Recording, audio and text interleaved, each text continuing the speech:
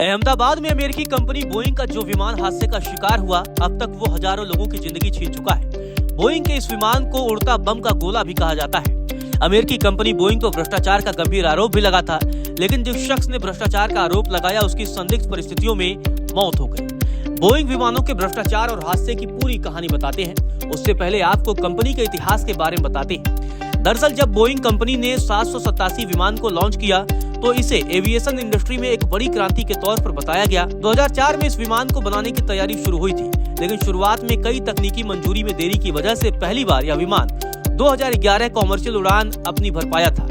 देखते ही देखते यह अपनी खासियत की वजह से काफी लोकप्रिय हो गया। जैसे ही बोइंग 787 विमान दुनिया में लोकप्रिय हुआ तो इसकी मांग बढ़नी शुरू हो गई। कंपनी ने अपने प्रोडक्शन को तेजी से बढ़ाया। बोइंग में काम करने वाले लोगों का दावा है कि ज्यादा से ज्यादा प्रोडक्शन बढ़ाने के लिए कंपनी ने विमान में सेफ्टी और क्वालिटी से समझौता किया। कंपनी में काम करने वाले एक व्यक्ति जॉन बार्नेट ने बोइंग के भ्रष्टाचार की पोल खोल दी।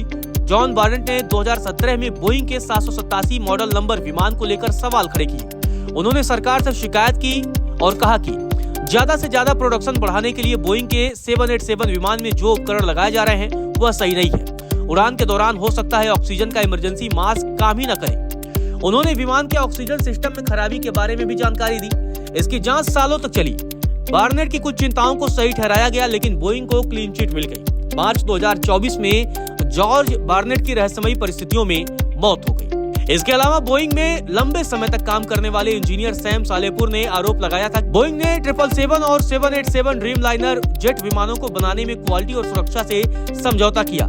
सैम सालेपुर का आरोप था कि 787 ड्रीमलाइनर विमानों के अलग अलग हिस्से को सही तरीके से नहीं जोड़ा जा रहा है। विमानों को जोड़ने में जिस तकनीक का इस्तेमाल किया जा रहा है उससे प्लेन ज्यादा वर्षों तक नहीं उड़ पाएंगे और किसी भी समय बड़ा हादसा हो सकता है।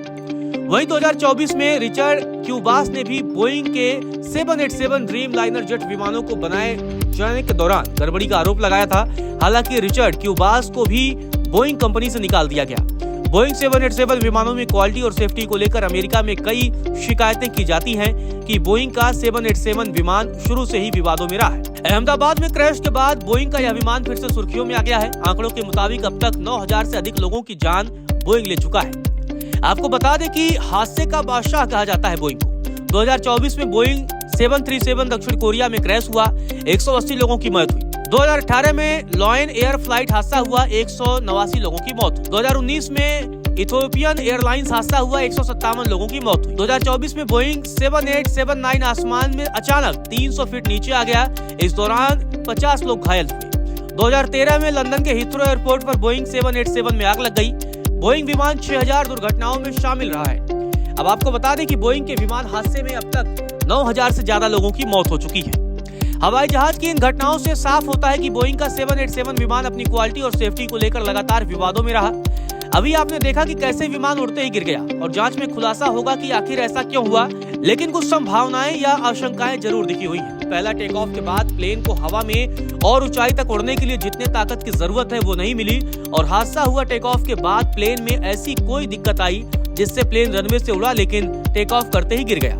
अभी पूरी दुनिया में 787 मॉडल के 1100 से ज्यादा प्लेन ओल्ड है। भारत में एयर इंडिया के पास 787 के 8वें जनरेशन की 27 प्लेन है। बोइंग 7878 की पहली विमान एयर इंडिया को 2012 में दी गई।